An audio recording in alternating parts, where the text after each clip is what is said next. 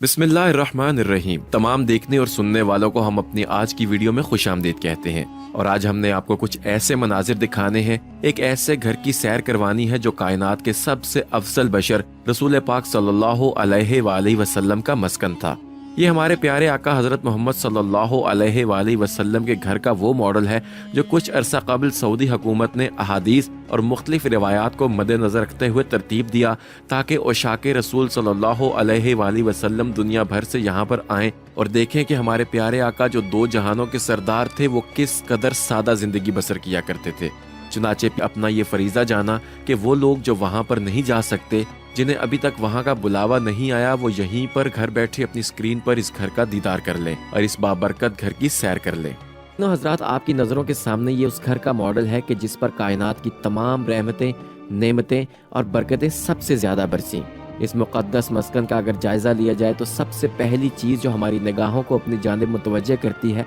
वो है इस घर की सादगी। एक लम्हे को तसव्वुर करें कि हमारे प्यारे आका के ज़मान और मकान जिनकी दस्तरस में थे, जो ना सिर्फ इस ज़ाहिरी जहान बल्कि दूसरे जहानों के भी सरदार थे, और अगर मुख्तसरन कहा जाए तो वो वजह तख्लीक़ कायनात थे। वो इस सारी दुनियावी ज़िंदगी को क्या हैसियत देते थे। सबसे पहला मंजर जो आपके साथ हम स्क्रीन पर शेयर करने जा रहे हैं, उससे आपको अंदाज़ा होगा कि रसूल पाक सल्लल्लाहु अलैहि वसल्लम के घर की साख्त कैसी थी और उसका स्ट्रक्चर और डिज़ाइन कैसा था। आप अपनी स्क्रीन पर देख सकते हैं कि घर के मरकजी दरवाजे यानी दाखिली दरवाजे के बाद एक छोटा सा अहाता था, जिसके एक कोने पर एक चारपाई थी और साथ ही जमीन पर तलाई बिछी हुई थी। और रिवायात के मुताबिक यही वो बाबरकत कोना था जहां हमारे प्यारे आका हजरत मोहम्मद सल्लल्लाहु अलैहि वसल्लम वापस आने के बाद इस्तराहत फरमाया करते थे, यानी आराम किया करते थे। इसी अहाते के दूसरे कोने पर खाना पकाने के बर्तन और आटा पीसने के बर्तन और आटा पीसने के आलात चटाई पर पड़े होते थे, और अहाते के एक कोने में पानी का घड़ा पड़ा होता था जहां रसूल पाक सल्लल्लाहु अलैहि वसल्लम के लिए आपके गुलाम बैरे गुर्स, बैरे सुखिया और मालिक बिन नज़र के कुएं से आपके लिए मीठा और ठंडा पानी लाया करते थे और उन घड़ों में भर दिया करते थे। जब आप सल्लल्लाहु अलैहि वसल्लम के लिए पानी घर में लाया जाता तो फिर उसके बाद एक मशकीज़े में डालकर उसे हजूर अकरम सल्लल्लाहु अलैहि वसल्लम के लिए मज़ीद ठंडा किया जाता। घर के मरकजी दरवाजे के साथ ये जो अहाता मौजूद है, आपने एक चारपाई और तलाई नुमा बिस्तर बिछे हुए देखा था, तो इसी कोने में आपको एक चमड़े की बनी हुई मश्क भी नज़र आएगी, और यही वो मश्क है कि जिसमें रसूलुल्लाह सल्लल्लाहु अलैहि वसल्लम के पीने का पानी रखा जाता था। ख़वातीन व हज़रात, अब बढ़ते हैं घर के अंदरूनी हिस्से की जानिब। यहाँ आपको अहाते में एक दरवाज़ा नज़र आ रहा होगा, और यही वो रास्ता है कि जिसके ज़रिए हमारे प्यारे आका हज़रत मोहम्मद सल्लल्लाहु अलैहि वसल्लम अपने घर के अंदरूनी हिस्से में जाया करते थे। ख़वातीन हज़रात, अब आप स्क्रीन पर जो मंज़र देख रहे हैं ये काशाना नबूवत का अंदरूनी मंज़र है, और यहाँ आपको जो बरकी रोशनियाँ नज़र आ रही हैं ये तो ज़ाहिरी सी बात है कि सऊदी हुकूमत ने इस मॉडल घर को रोशन करने के लिए यहाँ पर लगाई हैं, लेकिन रसूल करीम सल्लल्लाहु अलैहि वसल्लम की हयात तैयबा में इस हिस्से में एक आला हुआ करता था जिसमें चराग धरा जाता था जो सरे शाम जला दिया जाता था। अब इस हिस्से की कच्ची चार दीवारी में आपको नज़र आ रहा होगा कि फ़र्श पर खजूर की चटाइयाँ पड़ी हैं, और इसी चटाई के एक तरफ चारपाई नुमा एक चीज़ पड़ी है जिस पर इस्तराहत फरमाने का इंतज़ाम है, और साथ ही ज़मीन पर टाट पड़ा हुआ है। कायनात के सबसे अफजल बशर और दोनों जहानों के सरदार हमारे प्यारे आका सल्लल्लाहु अलैहि वसल्लम की ये आदत मुबारक थी कि वह नरम बिस्तर पसंद नहीं फरमाते थे, और अक्सर औकात इबादत करने के बाद आप ज़मीन पर ही लेटा करते। और ज़रा दोनों जहानों के सरदार के घर की छत का नज़ारा कीजिए कि उस पर खजूर की छाल धरकर उस पर साए और पर्दे का इत्तमाम फरमाया गया है। काशाना नबूवत के अंदर वाले इस हिस्से का जायज़ा लेते हुए अगर आप सामने की दीवार पर देखेंगे तो आपको दीवार के साथ खजूर की कुछ खुश्क शाखें पड़ी हुई नज़र आएंगी, और इसके साथ ही अनाज स्टोर करने के लिए एक छोटा सा बर्तन और रसूल करीम सल्लल्लाहु अलैहि वसल्लम का असा मुबारक पड़ा हुआ नज़र आ रहा होगा। और साथ ही एक कोने में वो बर्तन पड़े हैं कि जिनमें रसूल पाक सल्लल्लाहु अलैहि वसल्लम और अज़वाज मुत्तहरात खाना तनावल फरमाया करते थे। आप खाने में इंतहाई मोहतात तरीका अख्तियार किया करते थे, और हज़रत अब्दुल्ला इब्न अब्बास रज़ियल्लाहु ताला अन्हु आप सल्लल्लाहु अलैहि वसल्लम के ताम की कैफियत का तज़किरा इस तरह फरमाते हैं कि अमूमन आप जौ की रोटी और सिरका इस्तेमाल किया करते थे। आप सल्लल्लाहु अलैहि वसल्लम ये दुआ भी फरमाते थे कि ए अल्लाह, आले मोहम्मद के रिज़्क़ को बक़दरे ज़ीस बना, यानी ज़िंदगी में जितना रिज़्क़ दरकार है बस उतना ही अता फरमा। इसी तरह जब आप सल्लल्लाहु अलैहि वसल्लम के लिए पहाड़ों को सोना बनाने की पेशकश की गई तो आप सल्लल्लाहु अलैहि वसल्लम ने फरमाया, ए मेरे रब, मैं तो ये पसंद करता हूँ कि एक दिन पेट भर कर खाऊँ और एक दिन भूखा रहूँ, تاکہ جب تیرا کھاؤں تو تیرا شکر ادا کروں اور جب بھوکا رہوں تو آپ کی جانب گریہ و زاری میں لگا رہوں۔ خواتین و حضرات، آپ صلی اللہ علیہ وآلہ وسلم نے زہد و قناعت کا درس دیا اور اس راہ میں آپ صلی اللہ علیہ وآلہ وسلم کا اپنا طرز عمل کیا تھا تو عرب کے ہر گوشے سے دولت کے خزانے لدے چلے آتے تھے، مگر شہنشاہ عرب و عجم رسول اللہ صلی اللہ علیہ وآلہ وسلم کے کاشانہ نبوت میں وہی فقر و فاقہ ہوا کرتا تھا۔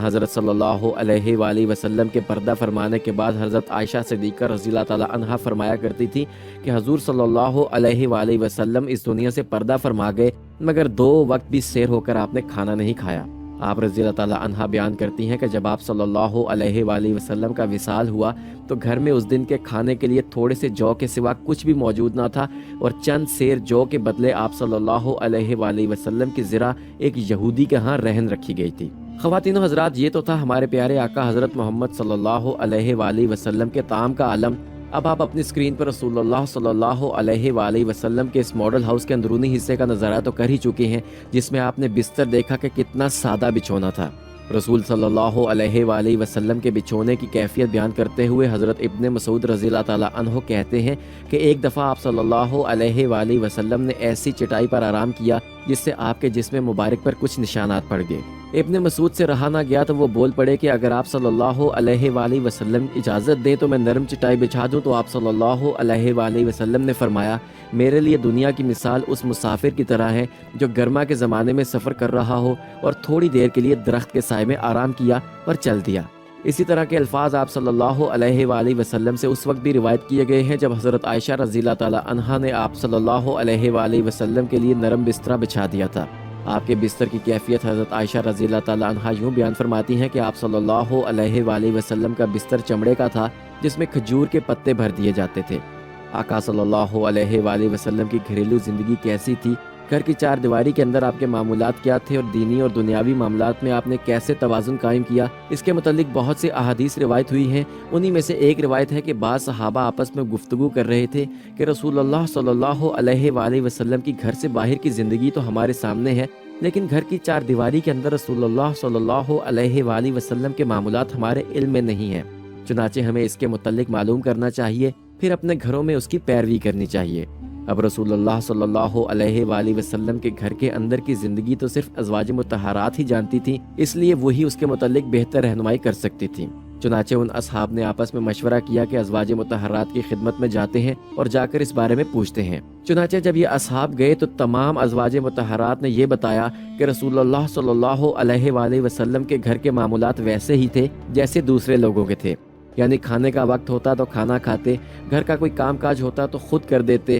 گھر کی کسی چیز کی مرمت کرنی ہوتی تو وہ بھی خود کر دیتے تھے، کوئی جوتا گانٹنا ہوتا تو وہ گانٹ دیتے، چارپائی سیدھی کرنی ہوتی تو خود کر دیتے، اور کسی کام میں اگر ازواج مطہرات کا ہاتھ بٹانے کی ضرورت ہوتی تو ہاتھ بٹا دیتے۔ گویا نبی کریم صلی اللہ علیہ وآلہ وسلم نے بھی ایک بھرپور خاندانی زندگی گزاری۔ خواتین و حضرات، جس طرح رسول اللہ صلی اللہ علیہ وآلہ وسلم کی زندگی کے دوسرے پہلو ہمارے لیے آئیڈیل ہیں، اسی طرح خاندانی معاملات میں آپ کی خاندی زندگی بھی ہمارے لیے مشعل راہ ہے۔ ہم نے ہر معاملے میں جناب رسول اللہ صلی اللہ علیہ وآلہ وسلم کی زندگی کو دیکھنا ہے اور انہی کی طرز زندگی کی پیروی کرنی ہے۔ اللہ رب العزت نے قرآن کریم کی سورہ الاحزاب میں یہی بات فرمائی ہے کہ تمہارے لیے رسول اللہ صلی اللہ علیہ وآلہ وسلم کی ذات بہترین نمونہ ہے۔ دوستو، ہمارے پیارے آقا حضرت محمد صلی اللہ علیہ وآلہ وسلم کی سیرت مبارکہ در حقیقت قرآن پاک کی عملی تفسیر ہے۔ جو کچھ قرآن پاک میں ہے وہ سب مجسم ہو کر آپ صلی اللہ علیہ وآلہ وسلم کی زندگی میں نظر آیا۔ چنانچہ چند صحابی حضرت عائشہ صدیقہ کی خدمت میں حاضر ہوئے